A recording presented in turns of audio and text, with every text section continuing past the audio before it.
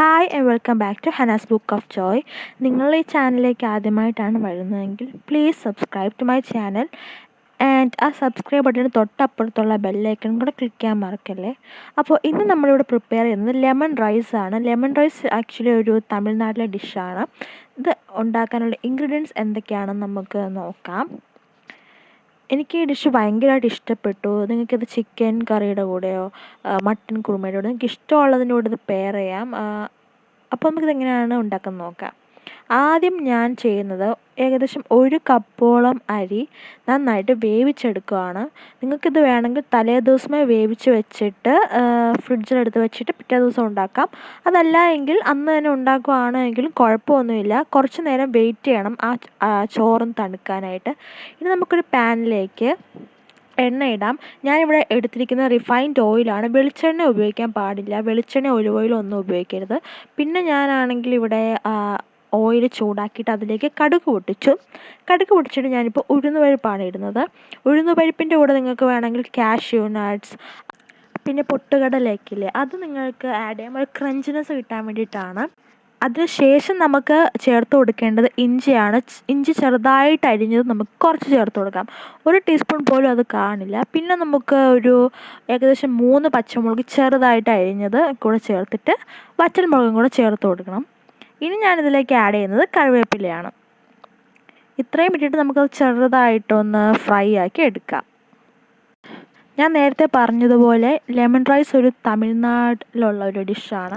അപ്പോൾ നിങ്ങൾക്കിതിൽ ഓയിൽ എടുക്കുമ്പോൾ വെളിച്ചെണ്ണ ഒന്നും എടുക്കരുത്. നിങ്ങൾക്ക് നല്ലെണ്ണ എടുക്കാം, പിന്നെ റിഫൈൻഡ് ഓയിലൊക്കെ എടുക്കാം. ഇപ്പോൾ നമ്മൾ ഉഴുന്നൊക്കെ ഏകദേശം റെഡിയായി വന്നിട്ടുണ്ട്. നമ്മൾ ഇനി ഇതിലേക്ക് ചേർക്കുന്നത് മഞ്ഞൾപ്പൊടിയാണ്.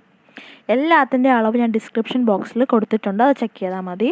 പിന്നെ ഞാൻ ഉപ്പും കൂടെ ചേർത്തു. നേരത്തെ ഞാൻ അരി വേവിച്ചത് ഉപ്പിട്ടിട്ടായിരുന്നു, അതുകൊണ്ട് ഇവിടെ ഞാൻ കുറച്ച് ഉപ്പ് മാത്രമേ ചേർത്തിട്ടുള്ളൂ.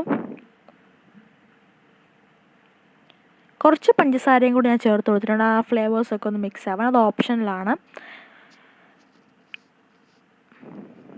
സോ ഇനി നമ്മളിതിലേക്ക് ആഡ് ചെയ്യുന്നത് കായപ്പൊടിയാണ്. കായപ്പൊടി ഒരു നുള്ളൊക്കെ ആഡ് ചെയ്ത് കൊടുക്കാം. അപ്പോൾ നമ്മുടെ ആ മസാലയൊക്കെ ഏകദേശം റെഡിയായി വരുന്നുണ്ട്. ഇതൊന്ന് പച്ചമുളകൊക്കെ മാറുന്ന വരെ നമുക്ക് വെയിറ്റ് ചെയ്യാം. ഇത് ഭയങ്കര എളുപ്പം ഉണ്ടാക്കിയെടുക്കാൻ പറ്റുന്ന ഒരു സൂപ്പർ റൈസാണ്. എല്ലാവർക്കും ഇത് ഇഷ്ടപ്പെടും. അപ്പോൾ നിങ്ങൾ തീർച്ചയായും ട്രൈ ചെയ്ത് നോക്കണം.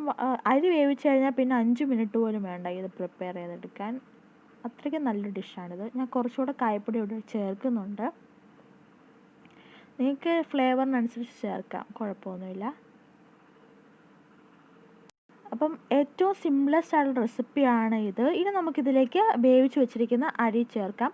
ചൂടോടെ ചേർക്കരുത്, അത് കുറച്ചൊന്ന് തണുത്ത് കഴിഞ്ഞിട്ട് വേണം നമ്മൾ ചേർക്കാനായിട്ട്. അത് പ്രത്യേകം ശ്രദ്ധിക്കണം, അല്ലെങ്കിൽ ചോറെല്ലാം കൂടെ അങ്ങ് ഒട്ടിപ്പിടിക്കാൻ തുടങ്ങും. അപ്പോൾ അത് കുറച്ച് തണുത്തിട്ട് ചേർക്കുകയാണെങ്കിൽ അതായിരിക്കും ബെറ്റർ. ഇനി നമുക്കിത് അങ്ങോട്ട് മിക്സ് ചെയ്ത് കൊടുക്കാം.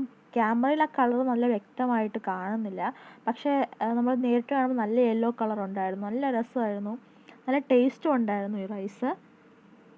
ഭയങ്കര യമ്മി ആയിട്ട് റെസിപ്പിയാണിത്. നിങ്ങൾ തീർച്ചയായിട്ടും ഇത് ട്രൈ ചെയ്ത് നോക്കണം. വളരെ എളുപ്പത്തിൽ ഉണ്ടാക്കിയെടുക്കാൻ പറ്റുന്നതാണ്.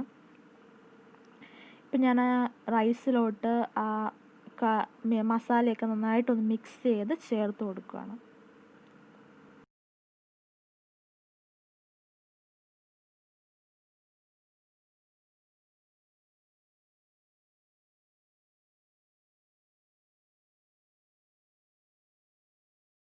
ലാസ്റ്റ് നമുക്ക് ഉപ്പ് ചെക്ക് ചെയ്ത് നോക്കിയിട്ട് ഉപ്പ് കുറവാന്ന് തോന്നുവാണെങ്കിൽ കുറച്ച് ഉപ്പ് കൂടെ ചേർക്കാം. ഞാനിവിടെ കുറച്ചുകൂടി ഉപ്പ് ചേർത്ത് കൊടുത്തിട്ടുണ്ട്.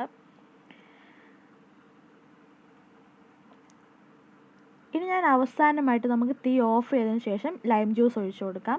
അപ്പോൾ ലാസ്റ്റാണ് ലൈം ജ്യൂസ് ഒഴിക്കുന്നത്. ഞാനിവിടെ ഒരു അര ലൈമിൻ്റെ ജ്യൂസാണ് ഒഴിച്ചിരിക്കുന്നത്.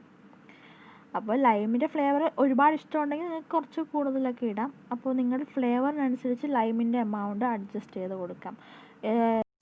സ്റ്റൗ ഓഫ് ചെയ്തിട്ട് വേണം നമ്മൾ ഈ ലെമൺ ജ്യൂസ് ഒഴിച്ചു കൊടുക്കാൻ. അത് പ്രത്യേകം ശ്രദ്ധിക്കണം. ഇപ്പോൾ നമ്മുടെ ലെമൺ റൈസ് ഏകദേശം റെഡി ആയിട്ടുണ്ട്. സോ അത്രയും സിമ്പിൾ റെസിപ്പിയാണ് നമ്മളിപ്പോൾ ചെയ്തത്. നിങ്ങൾക്കിത് ആർക്ക് വേണമെങ്കിലും എളുപ്പത്തിൽ ചെയ്തെടുക്കാൻ പറ്റുന്ന ഒരു റെസിപ്പിയാണ്.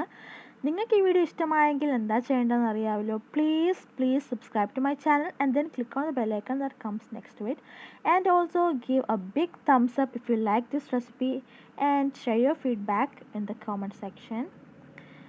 അത് വളരെ സിമ്പിളായിട്ടൊരു റെസിപ്പി ആയിരുന്നു. നിങ്ങൾക്ക് എല്ലാവർക്കും ഇഷ്ടമായെന്നാണ് ഞാൻ കരുതുന്നത്. തീർച്ചയായിട്ടും ഒന്ന് ട്രൈ ചെയ്ത് നോക്കണം. വീട്ടിലുള്ള എല്ലാവർക്കും ഇത് ഇഷ്ടമാവും. നമുക്കിത് വേണമെങ്കിൽ നമുക്കെന്തെങ്കിലും കറിയുടെ കൂടെ ചേർക്കാം. അതല്ലെങ്കിൽ ഏറ്റവും സിമ്പിളായിട്ട് നമുക്ക് ഒരു പപ്പടവും പിക്കിളും വെച്ചിട്ട് നമുക്കിത് കഴിക്കാവുന്നതാണ്. അത്രയ്ക്കും ടേസ്റ്റിയാണ്. പ്ലെയിൻ റൈസ് മാത്രം മതി ഇത് കഴിക്കാൻ. So yeah, see you in my next video. Until then, bye.